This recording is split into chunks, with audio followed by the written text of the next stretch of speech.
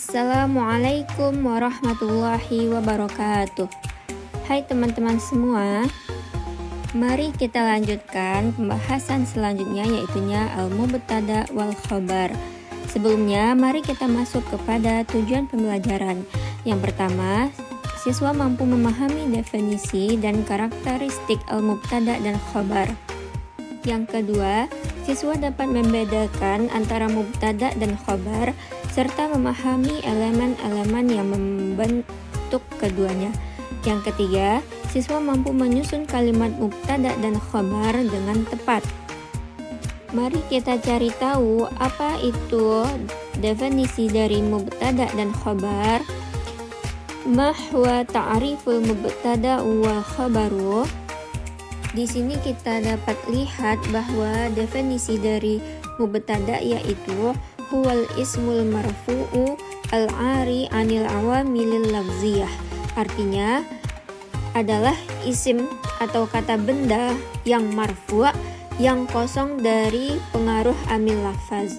Sedangkan definisi dari khabar yaitunya huwal ismul marfu'u al-musnadu ilaihi.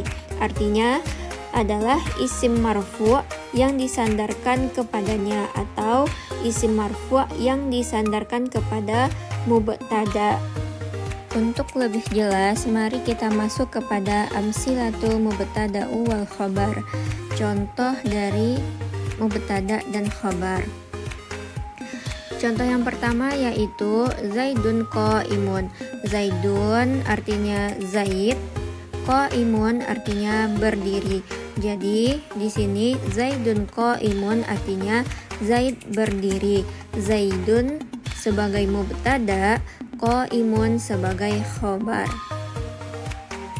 Contoh yang kedua yaitunya berbentuk mutsanna, yaitunya az-zaidani qaimani. Artinya dua orang Zaid berdiri. Az-zaidani sebagai mubtada, qaimani sebagai khabar. Jadi apabila mubtadanya mutsanna, maka khabarnya ikut mutsanna. Begitu pula dengan contoh yang pertama, apabila mufrad mubtadanya, maka khabarnya juga mufrad. Untuk contoh yang ketiga yaitunya berbentuk jamak. Bunyi contohnya yaitu az-zaiduna qaimuna. Mereka Zaid berdiri. Di sini az-zaiduna menjadi mubtada, qaimuna menjadi khabar. Jadi di sini apabila mubtadanya berbentuk jamak, maka khabarnya juga berbentuk jamak. Untuk lebih jelas, mari kita masuk kepada mubtada. Mubtada ini terbagi menjadi dua. Yang pertama, zahirun, yang kedua, mutmarun. Zahirun ini artinya yaitu isim yang disebutkan atau isim yang tampak. Contohnya, at-thalibu jadidun. Artinya siswa itu baru. Di sini at-thalibu menjadi mubtada, jadidun menjadi khabar. Sedangkan mutmar yaitu isim yang berupa dhamir atau kata ganti. Di sini contohnya ana qaimun, yang artinya saya berdiri. Ana itu berbentuk kata ganti, yaitu sebagai mubtada, dan qaimun sebagai khabar. Isim dhamir tidak hanya berupa ana, tapi ada 12. Yang pertama, dhamir mutakallim atau yang berbicara. Di sini ada dua, yaitunya ana nahnu. Yang kedua, dhamir mukhatab dan mukhatabah, yaitunya lawan bicara. Di sini ada 5, yaitu anta, anti, antuma, antum, dan antunna. Yang ketiga, dhamir ghaib dan ghaibah, yaitunya orang yang dibicarakan. Di sini ada 5 dhamir, yaitunya huwa, hiya, huma, hum, dan hunna. Untuk lebih paham lagi, kita masuk kepada contohnya. yaitu huwa maridun. Di sini ada dhamir huwa yang mana posisinya sebagai mubtada, maridun sebagai khabar. Artinya yaitu dia sakit.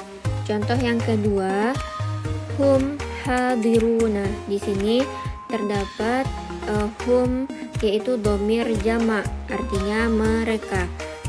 Hadiruna yaitunya jamak juga, artinya hadir. Jadi hum hadiruna artinya yaitu mereka hadir. Hum sebagai mubtada, hadiruna sebagai khabar. Selanjutnya kita masuk kepada anwa'ul khabar, yaitu macam-macam khabar. Yang nomor 1 ada khabar yang mufrad, yang mana definisinya yaitu huwal khabaru alladhi yakunu kalimatan wahidatan marfu'atan, yang artinya khabar berupa satu kata yang marfu'. Kita masuk kepada contoh Zaidun qaimun, yang artinya Zaid berdiri. Dari contoh dapat kita lihat khabarnya berupa satu kata yang berbentuk marfu', yaitunya qaimun. Maka dari itu disebut dengan khabar mufrad karena qaimun berbentuk mufrad. Macam khabar yang kedua yaitunya khabar ghairu mufrad.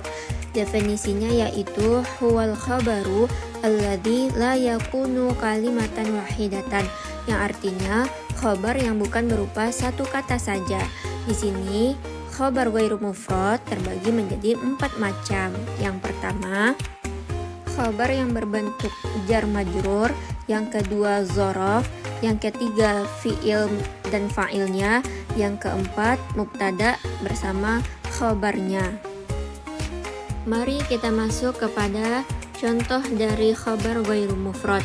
Yang pertama, contohnya khabar ghairu mufrad yang jar majrur. Contohnya Zaidun fil fasli, Zaid sebagai mubtada, fil fasli sebagai fi jar, fasli majrur. Maka gabungan dari jar majrur ini menjadi khabar.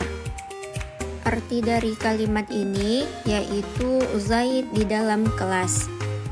Masuk kepada contoh yang kedua dari dzaraf, yaitunya Zaidun indaka, artinya Zaid di sisimu.